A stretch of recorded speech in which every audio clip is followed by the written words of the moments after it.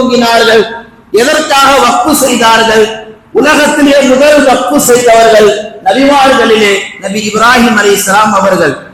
இப்ராஹிம் அலைஹிஸ்ஸலாம் இயற்கையிலே பெரிய செல்வந்தர்கள், பெரிய பணம் பலம் படைத்தவர்கள், நல்ல பொருளாதார செல்வம் மிக்கவர்கள். ஆட்டு மந்தையும் மாட்டு மந்தையும் பெரும் பெரும் ஒட்டக மந்தையும் வைத்திருந்தவர்கள். வரலாற்றில் அவர்களை பற்றி சொல்லுகின்ற பொழுது சொல்லுவார்கள், இப்ராஹிம் அலைஹிஸ்ஸலாமுடைய செல்வத்தை பாதுகாப்பதற்காக வேட்டை நாய்களை வைத்திருப்பார்கள். அந்த வேட்டை நாய்கள் தெருக்களிலே வருகின்ற பொழுது கழுத்திலே தங்க பட்டைகள் தொங்கிக் கொண்டிருக்கும் வேட்டை நாய்களுக்கு. அந்த அளவுக்கு இப்ராஹிம் அலைஹிஸ்ஸலாமுடைய செல்வம் மிக பிரமாண்டமானதாக, மிக விரிவானதாக இருந்தது. ஒரு நாள் இப்ராஹிம் அலைஹிஸ்ஸலாம் அவர்கள் வீட்டிலே இருக்கிறார்கள். ஒரு அசரீரி சத்தம் கேட்கிறது. சுப்ஹானல் முல்கி வல் மலக்கூத், சுப்ஹானல் இஸ்ஸத்தி வல் ஐமத்தி வல் குத்ரத்தி வல் கிப்ரியாய் வல் ஜபரூத், சுப்ஹானல் மலிக்கில் ஹய்யில் லா யனாமு வ லா யமூத், சுப்ஹூன் குத்தூஸுன் ரப்புனா ரப்புல் மலாயிகத்தி வர் ரூஹ் என்ற இந்த தஸ்பீஹாத்துக்கள் ஒரு அசரீரி சத்தத்தை போன்று இப்ராஹிம் அலைஹிஸ்ஸலாம் கேட்க உணர்கிறார்கள்.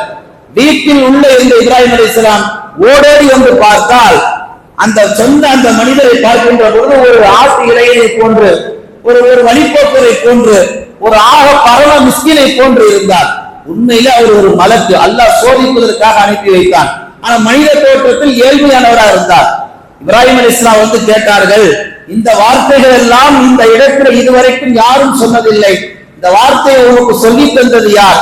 இந்த வார்த்தையை சொல்ல சொல்ல எனக்கு கேட்க இன்பமாக இருக்கிறது, இன்னொரு முறை சொல் என்று இப்ராஹிம் அலைஹிஸ்ஸலாம் கேட்க அந்த மனிதர் இன்னொரு முறை சொன்னார்.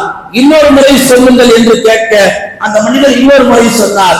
மூன்றாவதாக இன்னொரு வாட்டி சொல்லுங்களேன் என்று இப்ராஹிம் அலைஹிஸ்ஸலாம் கேட்ட பொழுது அந்த மனிதர் சொன்னார், சும்மா சும்மா சொல்லிட்டு தான் இருக்க முடியாது, நான் இன்னொரு வாட்டி சொல்லணும்னா எனக்கு நீங்க என்ன தருவீங்கன்னு கேட்டார். இப்ராஹிம் அலைஹிஸ்ஸலாம் சொன்னார்கள், அதோ அங்க தெரியுதல்லவா ஆட்டு மந்தை, அதை அப்படியே நீங்கள் எடுத்துங்க. யோசிச்சு பாருங்க, அல்லாஹ்வுடைய தஸ்பீஹாத்துகளுக்கு முன்னோர்கள் நபிமார்கள் எதையெல்லாம் தியாகம் செய்திருக்கிறார்கள். அடுத்து சொன்னார்கள், இன்னொரு வாட்டி சொல்லுங்களேன், என்ன தருவீர்கள்? அதோ அந்த மாட்டு மந்தையை எடுத்துங்க. இப்படி ஒவ்வொன்றாக தஸ்பீஹாத்துக்களை சொல்ல சொல்ல சொல்ல ஒரு நொடிக்கு முன்னால் வரைக்கும் செல்வந்தராக இருந்த இப்ராஹிம் நபி அவர்கள் கடைசி நொடியிலே அந்த பரம ஏழையை போன்று இவர்கள் வந்து விட்டார்கள். ஒட்டுமொத்த சொத்தையும் அவர்கள் அந்த ஏழை இடத்தில் ஒப்படைத்து விட்டார்கள். கடைசியில் அவரிடத்துல ஒண்ணுமே இல்லை, மிஸ்கினா இருக்கிறாங்க இப்ராஹிம் அலைஹிஸ்ஸலாம். கடைசியா ஒரு வாட்டி கேட்டாங்க, இன்னும் ஒரு வாட்டி சொல்லுங்களேன். அப்ப அவர் கேட்டாரு, கொஞ்ச நேரத்துக்கு முன்னாடி நான் ஏழையா இருந்தேன், நீங்க பணக்காரனா இருந்தீங்க,